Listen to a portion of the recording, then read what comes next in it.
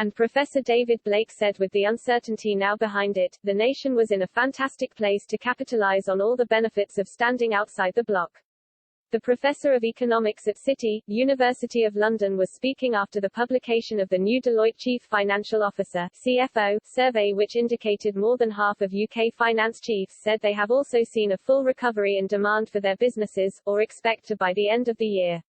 It comes as Prime Minister Boris Johnson is preparing to announce the easing of all remaining COVID restrictions will go ahead on July 19, with the aim of boosting the economy.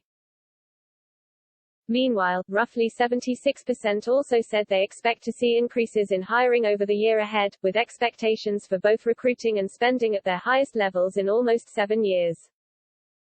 Professor Blake told Express.co.uk, "It is certainly the case that businesses do not like to invest when there is uncertainty. The two key sources of uncertainty in recent years have been Brexit and the coronavirus pandemic. Since the start of the year, the UK had quit both the EU and the single market, so one source of uncertainty had been resolved," he explained. Professor Blake said, "Remainers predicted that the economy would collapse, as would our international trade. But neither has happened. Further, the brilliant success of our vaccine development and rollout has removed the second source of uncertainty. Freedom Day is July 19 and from then on we will have to live with the virus. This means that large parts of the rest of the economy, such as hospitality, theaters and cinemas, will now be able to open for business. This explains why business investment is predicted to surge in the coming months." Professor Blake said, "Business investment is essential for enhancing worker productivity, i.e. output per worker. Low worker productivity is one of the great weaknesses of the UK economy. Worker productivity is directly related to capital per worker, and this in turn depends on capital investment. So an increase in business investment is to be warmly welcomed. The welcome recovery in the economy would also trigger an increase in the demand for workers," Professor Blake pointed out. He said, "Businesses are claiming that there are shortages of skilled workers and they are finding difficulty in recruiting. They used to rely on cheap labor from the European Union filling vacancies. But now that we have left the EU, that source of labor is no longer so easily available.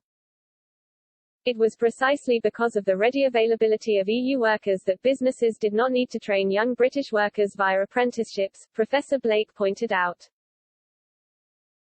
As a result, many school leavers found themselves on the dole, with EU citizens doing the jobs that they could equally well do. He added, "Having left the EU, businesses will have to do what they used to do, which is to offer training and apprenticeships to UK school leavers. Hence, we could end up with a virtuous circle of new workers being trained to use new productivity-enhancing capital equipment, which will increase productivity and wages and reduce unemployment. Also in the longer term, robots can and will do many of the jobs that British workers do not like to do. This has happened in Japan, a country that has never used immigration to meet labor shortages." Professor Blake acknowledged, there are short-term problems to overcome, such dealing with the shortage of HGV drivers. This could be dealt with by offering short-term work permits to experienced foreign workers, but overall things are looking up. The economy will fully recover from the pandemic later this year. Business investment is booming, vacancies are at their highest level for years and real wages are also increasing at their highest level for years. What is there not to like? With respect to spending, the survey revealed finance bosses were placing greater emphasis on expansion plans, with 41% introducing new products and services, or expanding into new markets as a strong priority. Meanwhile, a takeover is a top priority for nearly 1 in 3, the highest level for 11 years, and 22% said planned increases in capital expenditure over the next 12 months will be taking precedence. Ian Stewart, chief economist at Deloitte, said, "With the economy reopening, CFOs' perceptions of external uncertainty have dropped below the average of the last 5 years and businesses have tacked away from the defensive strategies that helped them through the downturn.